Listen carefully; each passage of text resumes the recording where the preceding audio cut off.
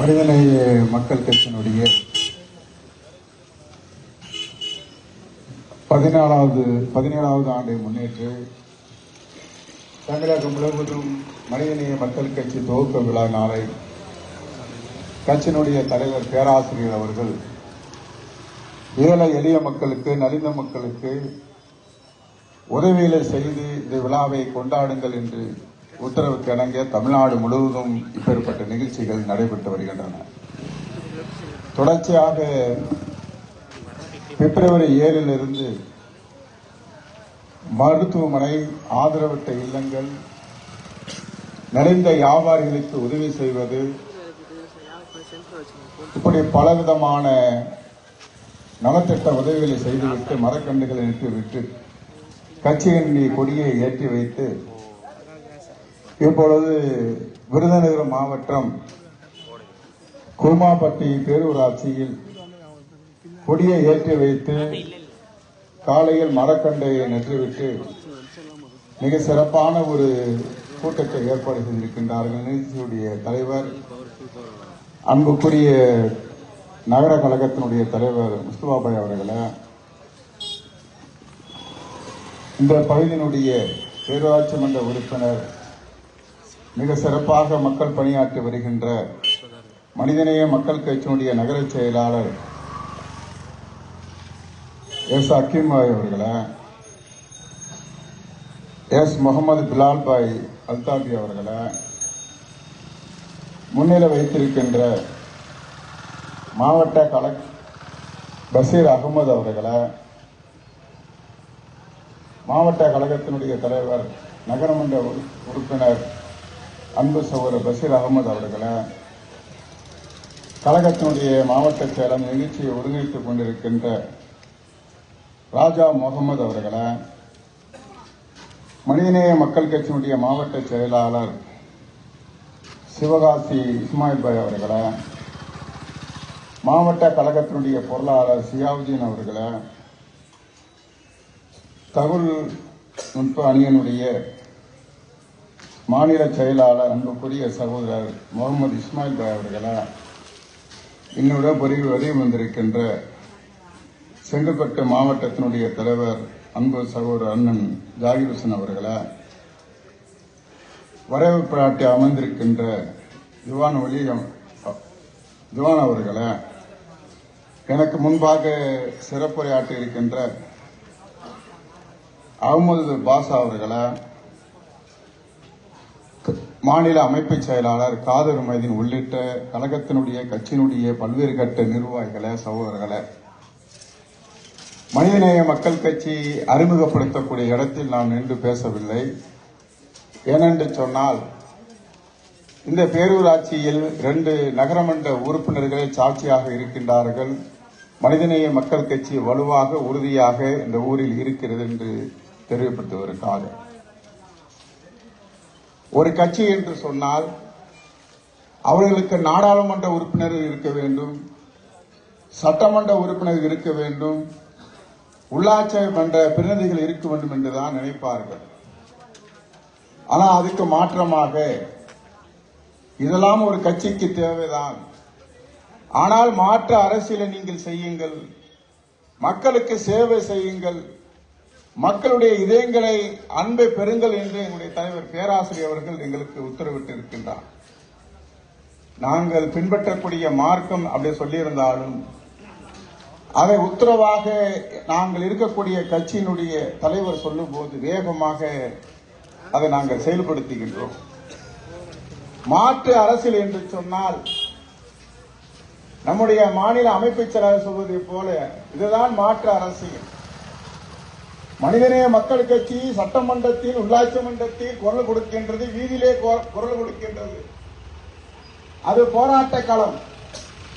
மாற்று அரசியல் என்று சொன்னால் கொரோனா என்கிற கொடிய நோய் உலகம் முழுவதும் பாதித்து மக்களை மரணடைய செய்யும் போது இந்தியாவை அது தொத்துக்கொண்டு, குறிப்பாக தமிழகத்தை தொத்திக் கொண்டிருக்கும் போது அனைத்து அரசியல் கட்சிகளும், ஆளுகின்ற கட்சி, இனிமே நாங்கள் ஆளப் போகின்றோம் என்று சொல்லக்கூடிய கட்சி, ஒன்றியத்தை ஆளக்கூடிய ஒரு கட்சி, இந்தியாவில் இருக்கக்கூடிய ஒரு சமூகத்துக்கு நாங்கள் தான் பிரதிநிதிகள் என்று சொல்லி மார்த்தட்டக்கூடிய அரக்கால் டவுசர் போடுகின்ற கட்சி, எல்லாம் அரசியல் கட்சியும் வேடிக்கை பார்த்தார். சிந்தித்து பாருங்கள். எப்போ தொப்புள் கொடி உறவுகளை மாற்று அரசியல், ஏறத்தாழ 8000 கொரோனா உடல்கள், உள்நாட்டு எய்ட்டுக்கு பிறகு 200க்கும் மேற்பட்ட அவசர ஊர்திகளை வைத்து தமிழகத்தில் மக்களுக்கு பணியாற்றிக் கொண்டிருக்கும் போது கொரோனா நோடிகள் பாதிக்கப்பட்டிருக்கின்ற மக்களுக்கு அனைத்து மக்களுக்கும் இல்லாமல் முடிந்த அளவுக்கு தேவையான ஆக்சிஜனை அரசாங்கத்துக்கு இணையாக அந்த மக்களுக்கு வழங்கி மருத்துவமனையிலே சேர்த்து சிகிச்சை பலனளிக்காமல் மரணடைந்தவர்களை மீண்டும் எடுத்துக்கொண்டு, மனைவி இறந்தால் கணவன் பார்க்க முடியாது, கணவன் இறந்தால் மனைவி பார்க்க முடியாது, தாய் இழந்தால் கணவன் பார்க்க முடியாது. இப்படிப்பட்ட ஒரு காலகட்டம். காவல்துறையை தவிர எந்த அரசு இயந்திரமும் இயங்காத ஒரு காலகட்டம். அந்த காலகட்டத்தில் தமுமுக என்று சொல்லக்கூடிய மனிதநேய மக்கள் கட்சி என்று சொல்லக்கூடிய மாபெரும் அமைப்பு தங்களுடைய சொந்த உறவினராக பாவித்து மருத்துவமனையில் கொண்டு போய் சேர்த்து, கர்ப்பிணி பெண்களை கூட சேர்த்து பிழைக்க வைத்தது மட்டுமல்லாமல் செத்த மடிந்தவர்களை சாதி பாராமல் மதம் பாராமல் அரசு செலவில் பார்க்கக்கூடிய பாண்டிச்சேரி தொலைக்காட்சி மூலியமாக நம்ம பார்த்தோம். செத்த உடலை தூக்கி வீசக்கூடிய ஒரு காட்சியை நம்ம பார்த்தோம். நாயை கூட பூனையை கூட மாடுகளை கூட நல்லடக்கம் செய்யக்கூடிய இந்த நாட்டில் மனித உடல்களை சொந்த உறவினர் கூட பார்க்க முடியாத காலகட்டத்தில் தூக்கி வீசக்கூடிய காட்சியை நாம் பார்த்தோம். மாற்றாக இன்னொரு பக்கம் அவர் கிறிஸ்தவர்களோடா, இஸ்லாமியர்களோடா, இந்துக்களோடா, கடவுள் நம்பிக்கை இல்லாதவரோடா, அல்லது இந்த பொலிட்டிக்கல் அரசியல் கட்சியில் இருக்கின்றாரா, இல்லை நம்மளை எதிர்க்கக்கூடிய அரசியல் கட்சியில் இருக்கின்றாரா பார்க்காமல் உட்கார்ந்து இருக்கிறார். என்னுடைய மாவட்டத்தினுடைய தலைவர் ஒரு கோயிலுடைய பூசாரி உடலை கூட எடுத்து, எங்களுடைய மாற்று கருத்து இருக்கக்கூடிய பிஜேபிக்காரருடைய உடல்களை எடுத்து நல்லடக்கம் செய்து, ஏறத்தாழ தமிழகத்தில் 8000 உடல்களை நல்லடக்கம் செய்த ஒரு மாபெரும் அமைப்பினுடைய கட்சி தான் இந்த மனிதநேய மக்கள் கட்சி. செத்த பிணத்தை நேசிக்கக்கூடியவர்கள், செத்த பிணத்தை நேசிக்கக்கூடியவர்கள். இதுதான் எங்களுடைய கட்சி எங்களை போன்றவர்களை உருவாக்கி தந்திருக்கிறது. நாங்கள் நாடாளுமன்றத்தில் பிரதமராக முடியாது தெரியும், ஆளுநராக முடியாது தெரியும், 30 தளபதியாக முடியாது தெரியும், முதலமைச்சராக முடியாது தெரியும். தெரிஞ்சு ஏன் செய்கிறேன் என்று சொன்னால் மக்களை நேசிக்கின்றோம். நாங்கள் மக்களை நேசிக்கக்கூடியவர்களால் தேசப்பற்று. இந்த மண்ணை நேசிக்க வேண்டும், நாம் பேசுகின்ற மொழியை நேசிக்க வேண்டும், இந்த நாட்டில் இருக்கக்கூடிய மக்களை நேசிக்க வேண்டும். இதுதான் தேசப்பற்று. அந்த தேசப்பற்றை உருவாக்கி, மனிதநேயத்தை உருவாக்கி, அதை மனிதநேய பேரிலே மனிதநேய மக்கள் கட்சியை இதே பிப்ரவரி 7 தாம்பரத்தில் தலைவருடைய தலைமையிலே துவக்கி மிக சிறப்பாக பணியாற்றி இருக்கின்றோம். அஇஅதிமுக இரும்பு மங்கியா ஜெயலலிதா அம்மையாருடைய ஆட்சி காலகட்டத்தில் 2 சட்டமன்ற உறுப்பினராக பெற்று, தனி சின்னத்தில் பெற்று, எங்களுடைய தலைவர் ராணாபுரம் சட்டமன்ற உறுப்பினராக இருக்கின்றார். ராணாபுரம் சட்டமன்ற உறுப்பினராக இருக்கும் போது ராமேஸ்வரத்துக்கு கோயிலுக்கு ஒரு 1/2 கிலோமீட்டர் சுற்றிதான் போக வேண்டும். ஆனா எங்களுடைய சில கூத்தாடிகள், தேசப்பற்றவர் என்ற பெயரில், தேச விரோதிகள், தேசப்பற்றவர் என்ற பெயரில் மாமனாக, மச்சானாக, அண்ணன் தம்பியலாக நாம் வாழ்ந்து கொண்டிருக்கிற இந்த தமிழ்நாட்டில் பீகார் பாப்பான் உள்பட, ராஜா உள்பட சிக்கந்தர் மலை எங்களுக்கு சொந்தம். யார் கேட்க வேண்டும்? சிக்கந்தர் மலை அடிவாரத்தில் வசிக்கக்கூடிய மக்கள் சொல்ல வேண்டும், எங்கள் மேல எங்களுக்கு கொடு என்று. அங்க இருக்கக்கூடிய மசூதி வேறு, கீழே இருக்கக்கூடிய கோயில் நிர்வாகம் வேறு என்று அந்த காலத்தில் முன்னோர்கள் பல மன்னர்கள் ஆண்டிருக்கின்றார். மதுரை மாநகரத்தை பாண்டியன் மன்னர் ஆண்டிருக்கின்றார், இடையில சோழ மன்னர் ஆண்டிருக்கின்றான், இடையில ஏவிட இப்ராஹிம் அவர்கள் சோழன் மன்னனுக்கு தானமாக கொடுக்கப்பட்டு போயிருக்கின்றது, பிறகு மருதநாயகம் ஆண்டிருக்கின்றார். இப்படி சொல்லிக்கொண்டே போகலாம். எந்த ஆட்சி மாறினாலும், காட்சி மாறினாலும் அது சிக்கந்தர் மலைதான், இது முருகன் கோயில் தான். சிக்கந்தர் மலையை பற்றி பேசக்கூடிய, முருகன் கோயிலை பற்றி பேசக்கூடியவர்கள் ஏதாவது மதுரைக்காரர்களா? பீகார் பாப்பான், சிப்பன பாப்பான். இந்த ராஜா சொன்னால் அவன் கேட்க மாட்டான், அண்ணாமலை கேட்க மாட்டான். அண்ணாமலை சொன்னா சாரி, ராஜா கேட்க மாட்டான். அதே போல் அமித்ஷா சொன்னால் நாக்பூரில் இயங்கக்கூடிய RSS உடைய தலைவர் மோகன் பகவத் சிப்பன பாப்பான் கேட்பானா? கேட்க மாட்டான். இப்படி இருக்கும்போது தமிழகத்தில் திராவிட மாடல் அரசு மிக சிறப்பாக செயல்பட்டுக் கொண்டிருக்கின்றது. இந்த ஆட்சிக்கு எதிராக ஒரு கலவரத்தை உண்டாக்குவதற்காக வடநாட்டில் தோற்று எங்கே பாபர் மசூதி மையமாக வைத்து இந்தியாவை மோசடித்தனமாக ஆட்சி கட்டில் அமர்ந்தார்களோ அதே அயோத்தியில் அந்த சொந்த மக்கள் நாடாளுமன்ற தேர்தலை தோற்கடித்திருக்கின்றார்கள். நாடாளுமன்றத்திலே தோற்கடித்திருக்கின்றார்கள். பிஜேபி பாரதிய ஜனதா கட்சியை தோற்கடித்திருக்கின்றார்கள். ஒரு மாற்றத்தை ஏற்படுத்தியிருக்கிறார். இந்தியா கூட்டணி வெற்றி பெற்று இருக்கிறது. ஆனால் தமிழகத்தில் கொல்லப்புறமாக யுத்தம் செய்து கொண்டிருந்தவர்கள், தன்னுடைய கலவரத்தை தொழிலாக கொண்டவர்கள் மிகப்பெரிய ஒரு சதி திட்டத்தோடு இறங்கியிருக்கிறார். நாங்க என்ன செய்ய தெரியுமா? மனிதநேய மக்கள் கட்சி என்ன செய்ய தெரியுமா? எங்காவது பிஜேபி பாரதிய ஜனதா கட்சிக்காரர்கள் ஏதாவது ஒரு மசூதிக்கு நிதி கேட்டிருப்பார்களா? ஒரு கிறிஸ்தவ ஆலயத்திற்கு அல்லது கோயிலுக்கு, ராமர் கோயிலை தவிர அங்க இருக்கிற ராமர் கோயிலை இடித்து விட்டார்கள். தெரியுமா? வரலாறு படிக்க வேண்டும். நாங்கள் கெட்டுவதுதான் ராமர் ஆலயம். அந்த ராமர் ஆலயத்தில் நீங்கள் வணங்க வேண்டும். ஏனைய ராமர் ஆலயத்தை இடித்து விட்டார்கள். வரலாறு. அதே போலதான் நாங்கள் மனிதநேய மக்களுக்கு என்ன செய்ய தெரியுமா? நம்முடைய காதல் மீது சொன்னார். எங்க தலைவர் ராமநாதபுரத்தை அடுத்து பாப்பாநசத்தில் போட்டியிட்டார். பாப்பாநசத்தினுடைய போட்டியிட்டு முதல் வீடாவது முருகனுக்கு எந்த வீடு தெரியுமா? அவனுக்கு அண்ணாமலைக்கு முதல் வீடே அவருக்கு தெரியாது. முதல் வீடு கடைசி வீடு மதுரை மாநகரத்தில் தான் அமைஞ்சிருக்குன்னு கூட அவனுக்கு தெரியாது. 6 படை வீடா இருக்கக்கூடிய ஒரு வீட்டில் சுவாமி மலைக்கு முருகனை நேரடியாக தரிசிக்க முடியாத கால்வழியால் அவதிப்படுகின்ற மக்களுக்கு லிப்ட் வசதி வேண்டும் என்று மாண்புமிகு தமிழக முதலமைச்சரிடத்திலே கோரிக்கை வைக்கின்றார். இது சரியான நேரம் சொல்றதுக்கு.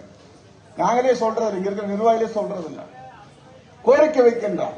மாண்புமிகு தமிழ்நாட்டுடைய முதலமைச்சர் அவர்களே, தந்தை பெரியாருடைய பாதையில், பேரறிஞர் அண்ணாவுடைய பாதையில், பெருந்தலைவர் கலைஞருடைய, முத்தமிழறிஞர் கலைஞருடைய வழியில் ஆட்சி செய்யக்கூடிய திராவிட முதலமைச்சர் அவர்களே, நான் வசிக்கக்கூடிய பாப்பாநசத்தில் சுவாமி மலைக்கு லிப்ட் வேண்டும் என்று கேட்கிறார். ஏதாவது ரயில்வே ஸ்டேஷன் கேட்பான்னு பார்த்தா பக்தர்களுக்கு மலைக்கு போவதற்கு லிப்ட் கேட்கின்றான். உடனடியாக மாண்புமிகு தமிழ்நாட்டுடைய முதலமைச்சர் அவர்கள், தளபதி அவர்கள் இந்த பார்வை எதிர்த்து இப்படி பார்க்கிறார். ஒரு பார்வைக்கு ஒரு கோரிக்கை நிறைவேறும். சட்டமன்றத்தில் ஒரு பார்வை பார்க்கின்றார். உடனடியாக சேகரிப்ப நோட் பண்ணுகின்றார். பிறகு மானிய கோரிக்கை சொல்கின்றார். பேராசிரியர் ஜவஹர்லால், மனிதநேய மக்கள் கட்சியுடைய தலைவர் பேராசிரியர் ஜவஹர்லாலுடைய கோரிக்கை மிகவும் அருமையான கோரிக்கை. அந்த முருக பக்தர்களுக்கு நேரடியாக கடவுளை தரிசிக்கக்கூடிய வாய்ப்பை பெற்றுத்தாருங்கள் என்று பேராசிரியர் கோரிக்கை வைத்திருக்கிறார். கோரிக்கை நிறைவேற்றப்படுகிறது. 3,50,00,000 ரூபாய், 3 கோடி. அந்த எதுக்கு? சுவாமி மலைக்கு லிப்ட் வசதி. எந்த பிஜேபி காரனாவது RSS காரனாவது கோரிக்கை வைத்திருக்கிறார்களா? அல்லது வேற கட்சிக்காரர் யாராவது கோரிக்கை வைத்திருக்கின்றார்களா? மனிதநேய மக்கள் கட்சிக்காரர் கோரிக்கை வைக்கின்றார். 3 கோடி ரூபாய் இன்னைக்கு ஒதுக்கி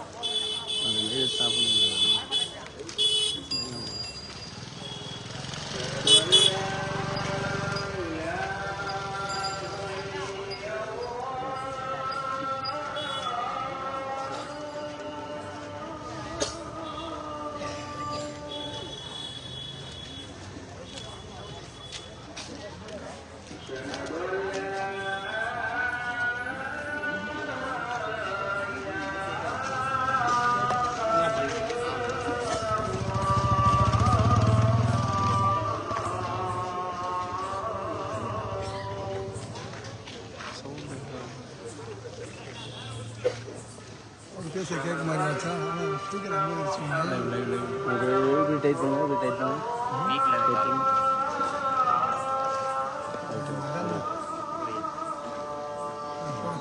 கூட்டம் வந்துட்டு அங்கே லைவ் போயிட்டு அது ஒரு பயங்கர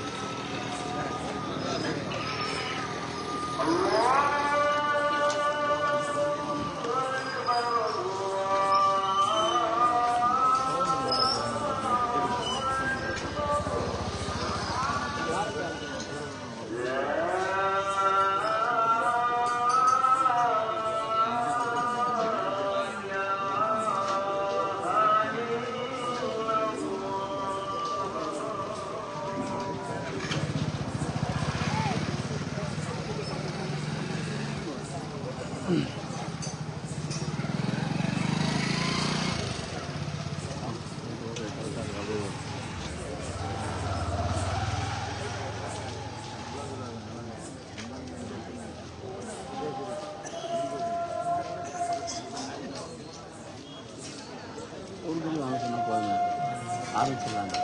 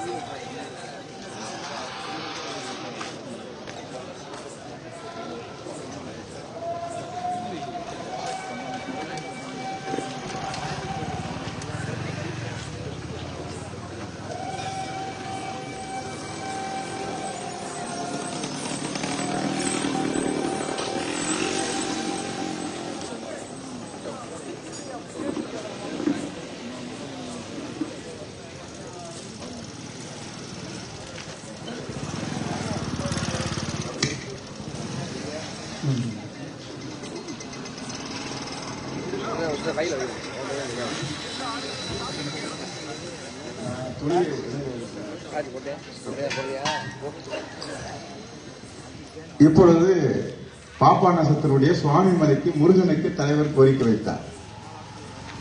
அடுத்து அண்ணனுக்கு கேட்கிறார், அண்ணன் விநாயகருக்கு கேட்கிறார். நம்மளுக்கு ஊர் பிள்ளையார் பிரச்சனை கிடையாது, பொலிட்டிக்கல் பிள்ளையார் தானே பிரச்சனை. என்னடா வந்து விநாயகர் கோயிலுக்கு கேட்கணும், விநாயகர் கோயிலுக்கு கேட்போம், எங்க ஊர் பிள்ளையாருக்கு நாங்க தான் கேட்போம். அப்ப விநாயகர் கோயிலுக்கு என்ன வெள்ள கோயில் விநாயகர் கோயிலுக்கு கேட்கிறார். பல ஆண்டுகளாக தேர் ஓடாம இருக்கு. யார் கேட்கிறா?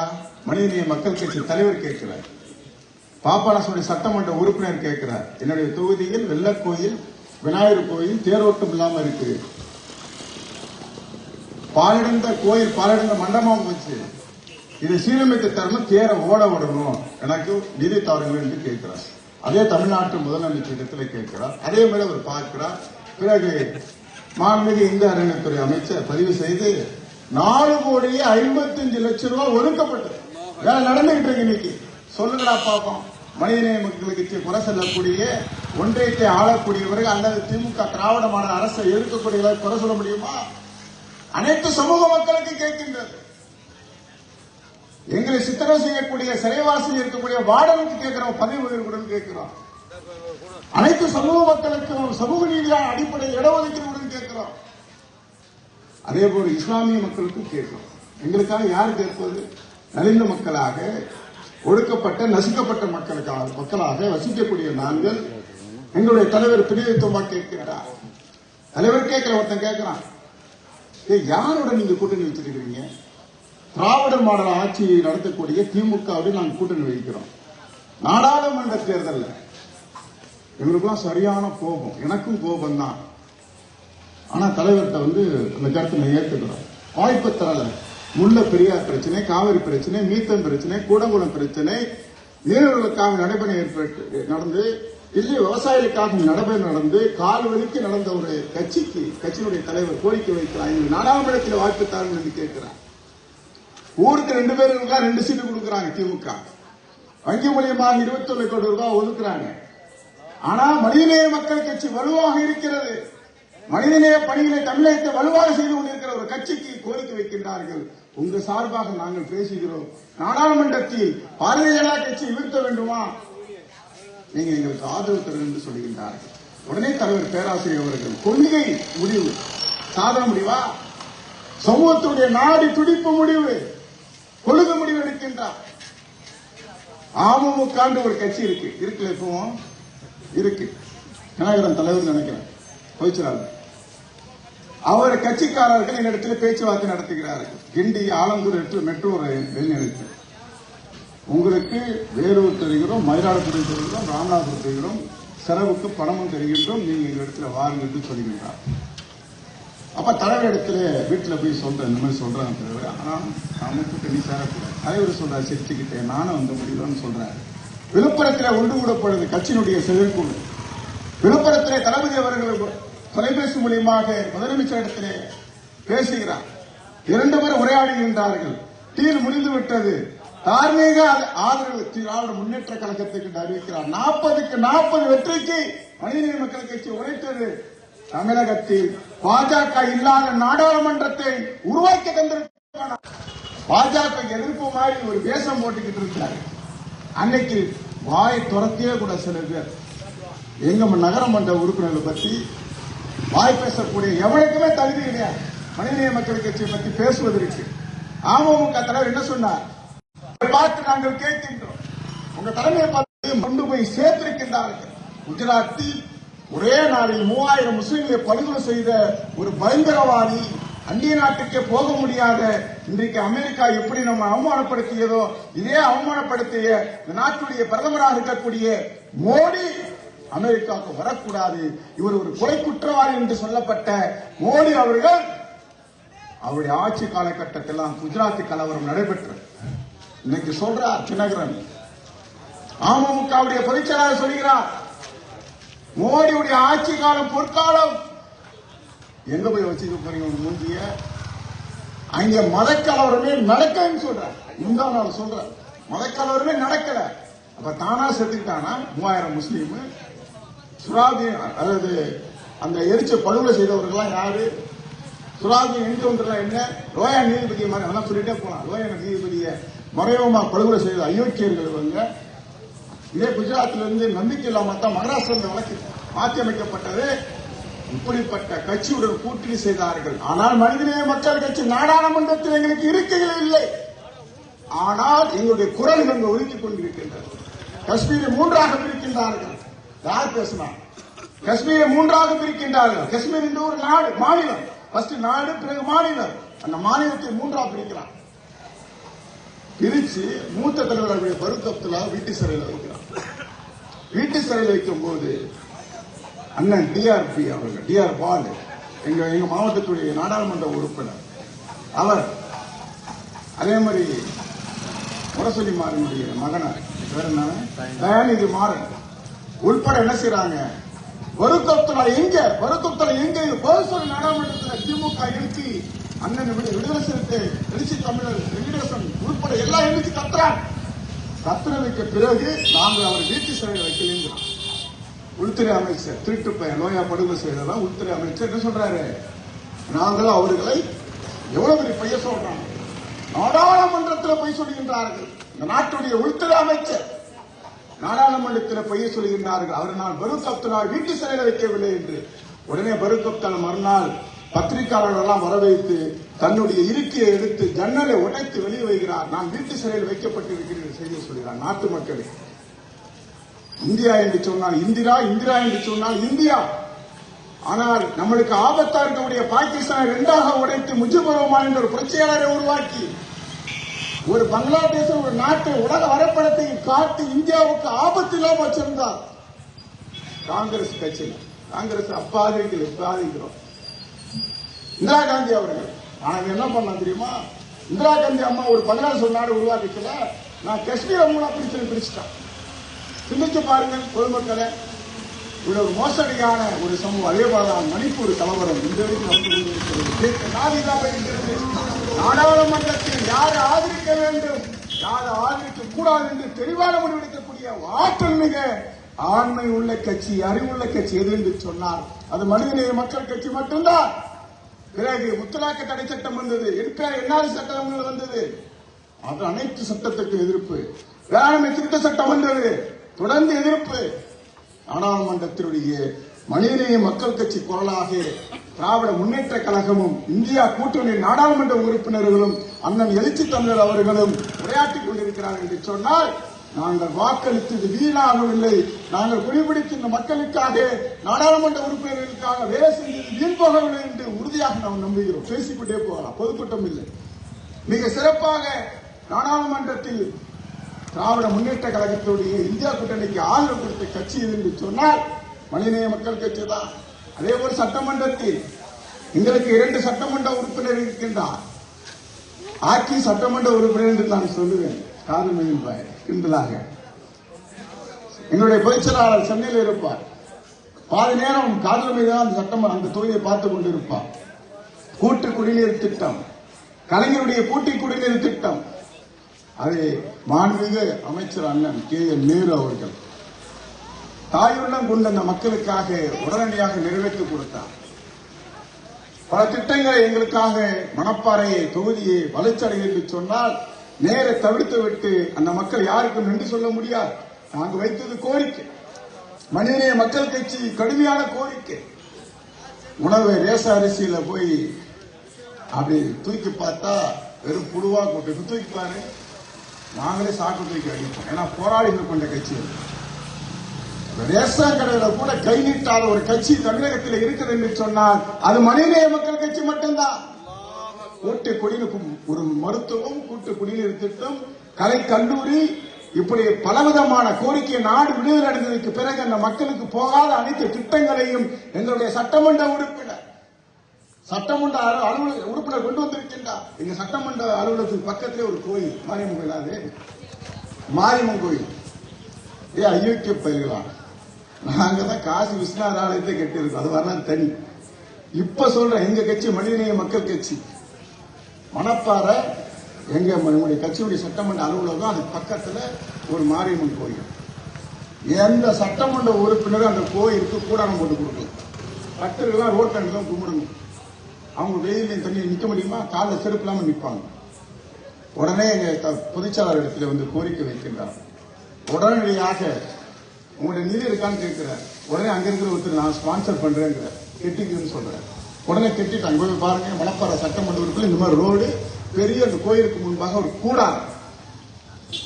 இப்படி அனைத்து சமூக மக்களுக்காக உழைக்கக்கூடிய ஒரு மாபெரும் கட்சியாக சட்டமன்றம் இருந்து கொண்டிருக்கிறது. அதே போல் நாங்கள் பாபர் மசூதிக்காக போராடுறோம்.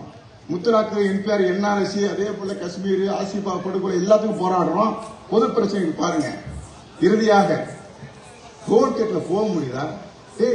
நம்ம நாடு, நம்ம ரோடு, வண்டி வாங்கும் போது ரோடுக்கு வரி வாங்கிடுறான், ஒவ்வொரு தீப்பெட்டிக்கும் வரி வாங்குறான், நம்ம போட்டிருக்கிற செருப்புக்கு வரி வாங்குறான், போட்டிருக்கிற பேண்ட் ஷர்ட்டுக்கு வரி வாங்குறான். எல்லா வரையும் ஒன்றிய அரசு எடுத்துட்டு போயிட்டு பிறகு காருக்கு வருவாங்க. ஒரே சண்டை.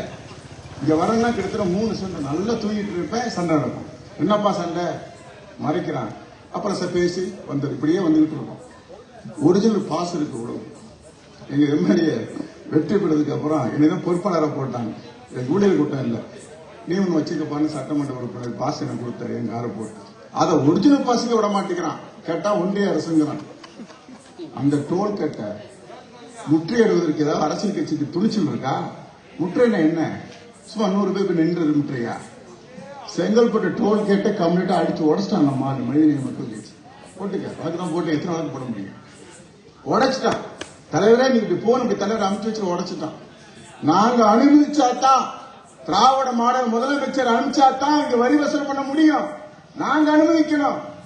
ஆனாலும் பாரதிய ஜனதா கட்சியை நாட்டு மக்கள் விரட்டடிக்க வேண்டும். இதான் எங்களுடைய லட்சியம். நாட்டு மக்கள் விரட்டடிக்க வேண்டும். தமிழ்நாட்டு மட்டுமல்ல, இந்திய மக்கள் புரிந்து கொண்டார்கள். இறுதியாக தந்தை பெரியாருக்கும் முஸ்லீமுக்கும் சிந்து முட்டி விடுறான் ஒரு கொல்லப்புறமா வந்த ஒரு பிஜேபி சீமான்.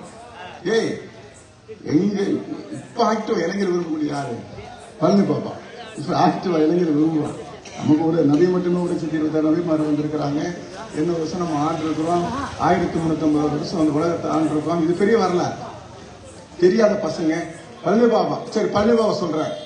பழனி பாபா என்ன தெரியுமா சொல்றாரு? தந்தை பெரியாரையும் டாக்டர் அம்பேத்கரையும் ஏற்றுக்கொள்ளாத ஒரு அரசியல் கட்சி உங்களிடத்தில் இந்த பிரச்சாரம் செய்தால் அவர்களை துரத்தடிங்கன்னு சொல்லியிருக்கிறார். பாப்பானம் பொண்ணுக்கு சப்போர்ட் பண்ணிட்டு சீமான் வந்து சொல்றான், நீ யார் எங்களை பத்தி? உருது முஸ்லீம், தமிழ் முஸ்லீம்.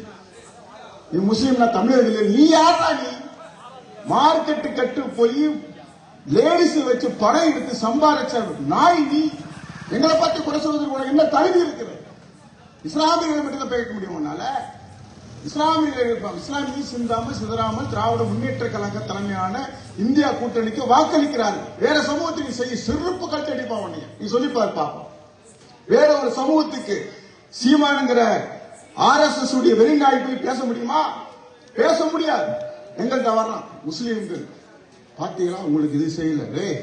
எங்களுக்கு எல்லாம் அறிவு இருக்கு. சீட்டே வாங்காம நாடாளுமன்றத்தை திமுக நாங்க ஆதரவு கொடுக்குறோம். எங்களுக்கு அறிவு இல்லையா? எங்களுக்கு அறிவு சொல்லக்கூட என்ன தகுதி இருக்கு? நீ படம் எடுத்து, காசுக்காக படம் எடுத்து, எவ்வளவு காசு கொடுத்தாலும் இஸ்லாமிய சமூகத்தை பத்தி நீ என்ன செய்யற? அவங்க நபியே வந்து சொன்னாலும் நீ கேட்க மாட்டேன். எங்க நபி உங்களுக்கு என்ன செய்ய சொல்லுங்க தெரியுமா? சொன்ன நீ இருக்க முடியுமா? பேச முடியுமா? நீ பேச முடியாது. அப்படிப்பட்ட நாட்டில் இருந்துகிட்டு இருக்கிறோம். எங்க நபியை பத்தி நீ பேசினா சீமானுடைய நாக்கு இருக்காது. சொல்லிட்டேன். நீ என்ன பார்த்து எங்க நபியை பத்தி பேசுவதற்கு உனக்கு தகுதி கிடையாது. இதான் இறுதி எச்சரிக்கையாக சீமானுக்கு சொல்லிட்டு திராவிட முன்னேற்ற கழகத்தினுடைய வேட்பாளர் ஈரோடு வெற்றி பெற்று இருக்கின்றார். மனிதநேய மக்கள் கட்சி சார்பாக அவர்கள் வாழ்த்து கூறி, மனிதநேய மக்கள் கட்சி அவருடைய சமூக பணியும் அரசியல் பணியும் தொடரும் என்று கூறி விடைபெறுகிறேன். நன்றி.